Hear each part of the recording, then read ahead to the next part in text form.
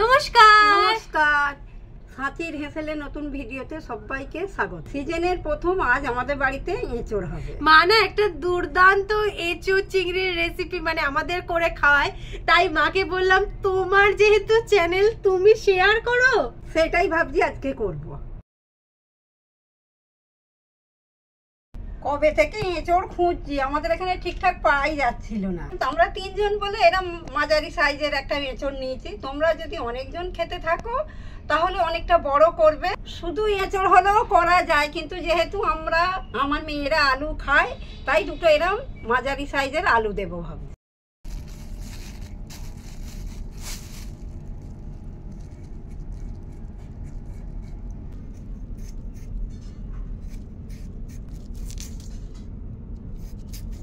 একটা আলুর এই যে 4টে চালা হয়েছে।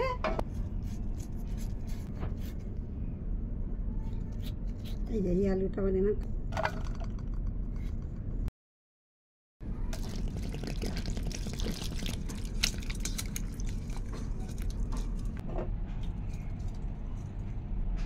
কাটা তো হয়ে গেছে। এবার এঁচোড়টা কেটে নিই।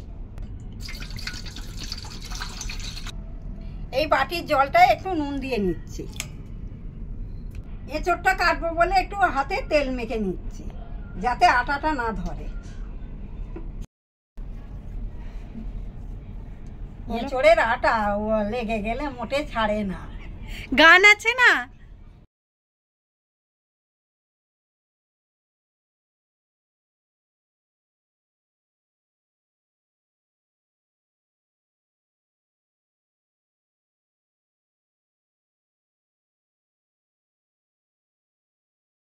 ভালোই আছে, বেশ কচি মতো।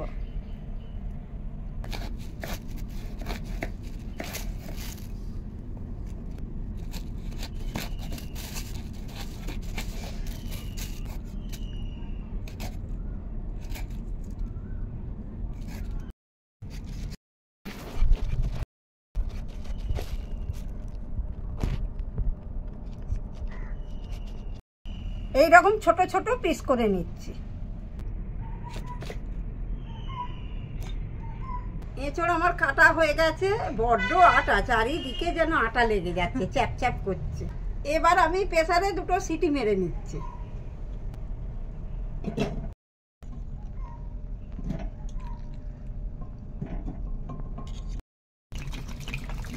একটু নুন দিয়ে দিচ্ছি, একটু হলুদ দিয়ে দিচ্ছি।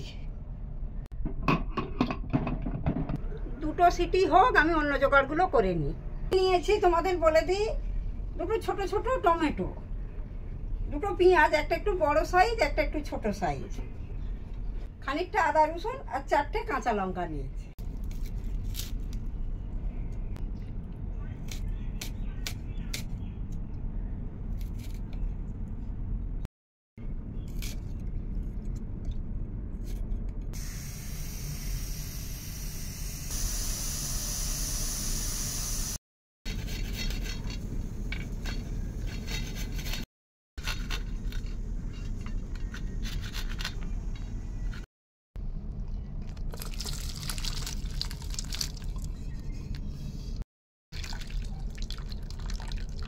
রান্নাটা করতে না অনেক দেরি হয়ে যাচ্ছে।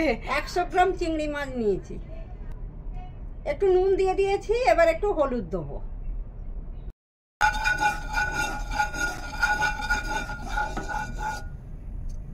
হলুদ মাখা চিংড়ি মাছ এবার কড়াতে দিয়ে দিচ্ছি।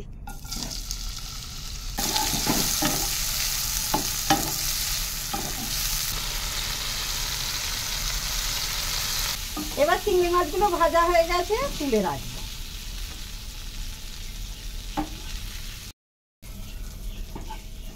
চিংড়ি মাছ ভেজে রাখা কড়াতেই ওই আলুগুলো দিয়ে দিচ্ছি।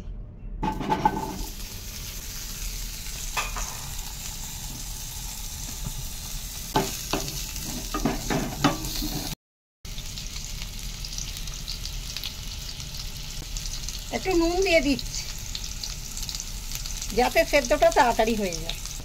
এবার একটু চাপা দিয়ে দিচ্ছি।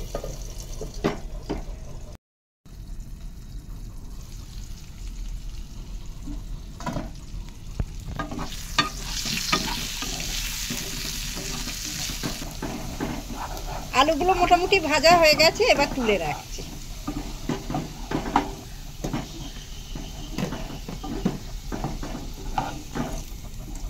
আলু ভাজা হয়ে গেছে, ওই তেলেতেই দিয়ে দিচ্ছি একটা শুকনো লঙ্কা, 2 কাঁচা লঙ্কা, তেজপাতা, একটু কালো জিরা।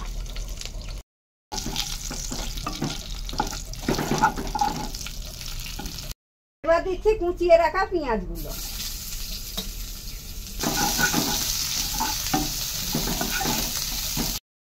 এবার একটু চেঁচে রাখা পেঁয়াজটা দিয়ে দিচ্ছি।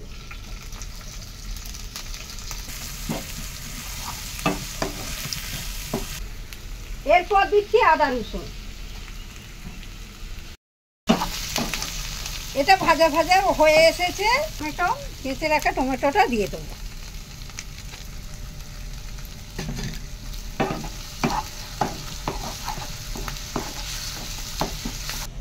এবার তুলে দেবো সেদ্ধ করে রাখা এঁচোড়টা।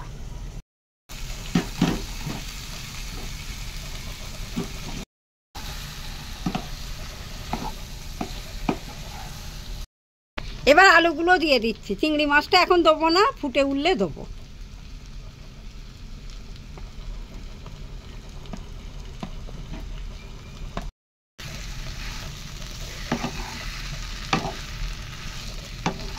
এবার আমি পরিমাণ মতো জল দিয়ে দিচ্ছি।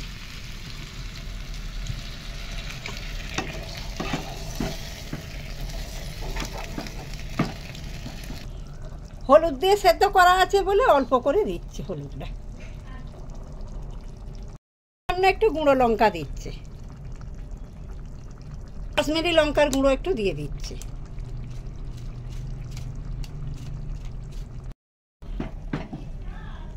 ওটাই তরকারি বানিয়ে ফেলেছি, যে কড়াটা ছোট হয়ে গেছে, বড়টা বার করলেই হতো। এটা একটু আস্তে আস্তে হোক, ওদিকে আমি ভাতটা বসিয়ে দিই। তরকারি আমার ফুটে গেছে, এবার চিংড়ি মাছগুলো তুলে দেবো। আলুগুলো সেদ্ধ হয়েছে কিনা একটু দেখে নিই।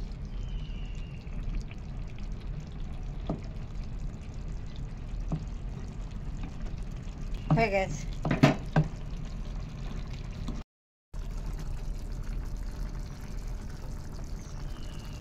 অল্প করে একটু চিনি দিয়ে দেবো। রান্না আমার হয়েই এসেছে, এবার ঘি গরম মশলা দিয়ে নামিয়ে নেব।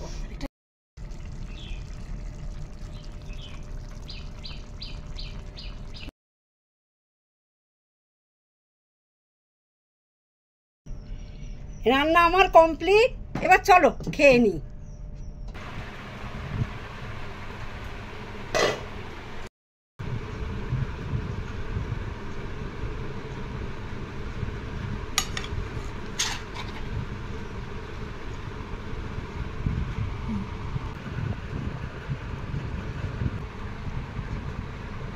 খেয়ে বল কেমন করেছি। আমার তো খাওয়ার জন্য এক্সাইটেড। আমি নিজেই থাকতে পারছি না দেখি। কেমন তুমি বানাও? ও তেমনই হয়েছে, কোনো আলাদা কিছু নেই, তাহলে একটু ভালো হয় নাই? খুব সুন্দর হয়েছে, তুমি খেয়ে দেখো না। তুমি খাও, তুমি খাও। আমার তো খুব সুন্দর লাগছে, একদম আহা। মায়ের ফেমাস ডায়লগ, মায়ের এই ডায়লগটা ফেমাস করতে হবে তো। যাই হোক, এবার আমিও একটু খাওয়া দাওয়া সেরে নিই। আজকের ভিডিও এখানে শেষ করছি, নেক্সট ভিডিওতে দেখা হবে। টাটা। আর মারাত্মক খেতে হয়েছে, চলে মা একটু বলো সবাইকে বানিয়ে খেতে। আমি যেভাবে বানালাম ওইরকম ভাবে তোমরা করে খাবে, দেখবে ভালো হবে। আর পরের বার কি বানাবে ভাবছো? পরের বার কমেন্টে আগে কমেন্ট করো, তারপর তো বানাবো।